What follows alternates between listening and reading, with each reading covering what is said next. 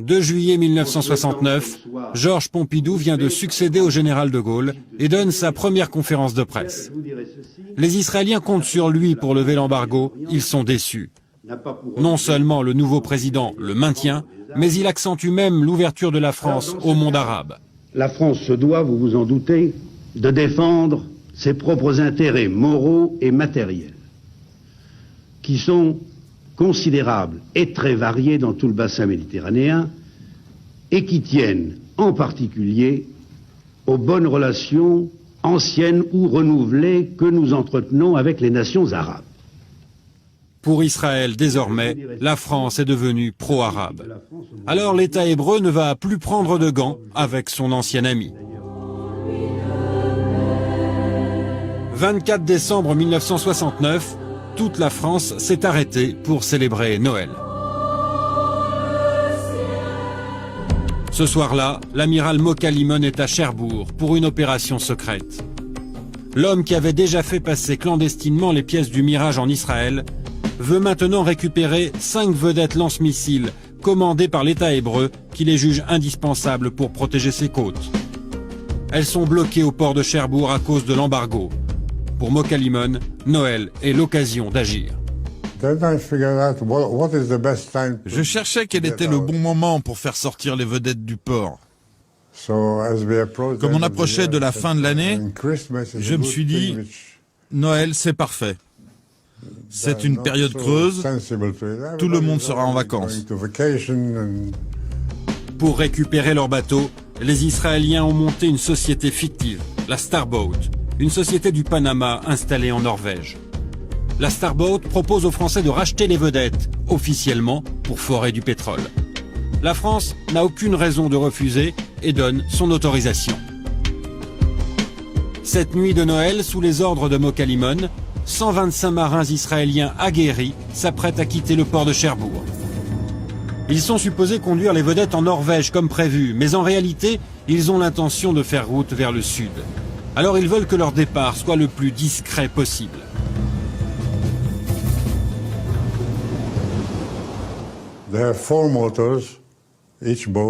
Chaque vedette avait 4 moteurs de 2000 chevaux chacun. Vous imaginez le bruit terrible quand ça démarre? Alors j'ai dit aux équipages, synchronisez vos montres. Et les 5 bateaux ont déclenché leurs moteurs en même temps. 2 heures du matin. Alors qu'une énorme tempête fait rage, un autre militaire israélien dirige les opérations à bord, le capitaine Moshe Tabak. Il sait que sa mission est extrêmement risquée.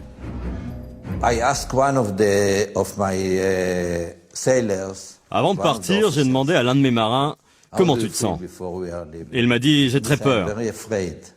Je lui ai dit « T'inquiète pas, moi aussi j'ai peur ».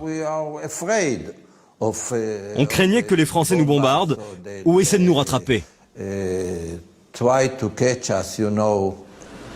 Mais les heures passent sans aucune réaction des Français accaparés par les fêtes de Noël. Quand les vedettes, 2 jours plus tard, arrivent au détroit de Gibraltar, au sud de l'Espagne, Paris ne sait toujours pas ce qui s'est passé. J'ai allumé la BBC, ils se moquaient des Français qui continuaient à chercher leurs vedettes. Cela faisait 30 heures qu'on était partis. Donc ça leur a pris beaucoup de temps. C'était parfait.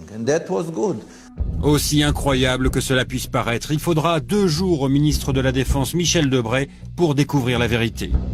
Il est tellement en colère qu'il demande l'intervention de l'armée. Debré est devenu fou.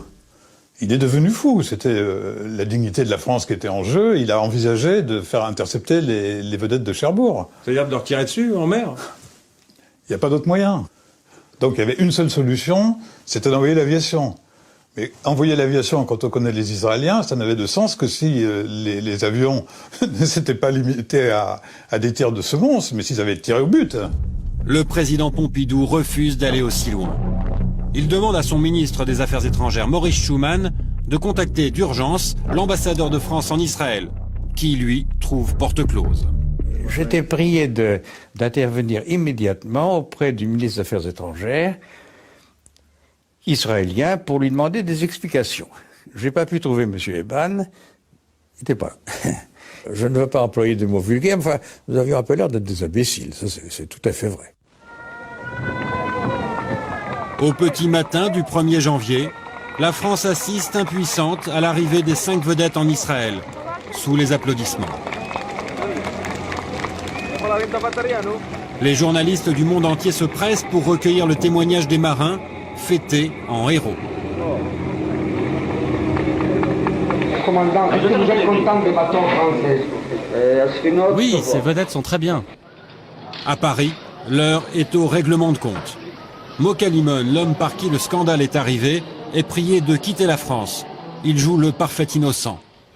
Amiral, vous quittez Paris dans quel état d'esprit? Dans un très bon état d'esprit, avec beaucoup de regrets après toutes les années que je suis passé ici, avec une conscience très tranquille. L'affaire des vedettes fait la une de la presse, qui ne se prive pas d'ironiser sur le mauvais coup joué par Israël à la France. 2 hauts gradés français sont limogés, le général Bonte et le général Cazel. Les 2 hommes font partie de la commission qui a donné son accord au départ des vedettes vers la Norvège. Alors cette commission a-t-elle été dupée ou au contraire savait-elle qui se cachait derrière la soi-disant société panaméenne?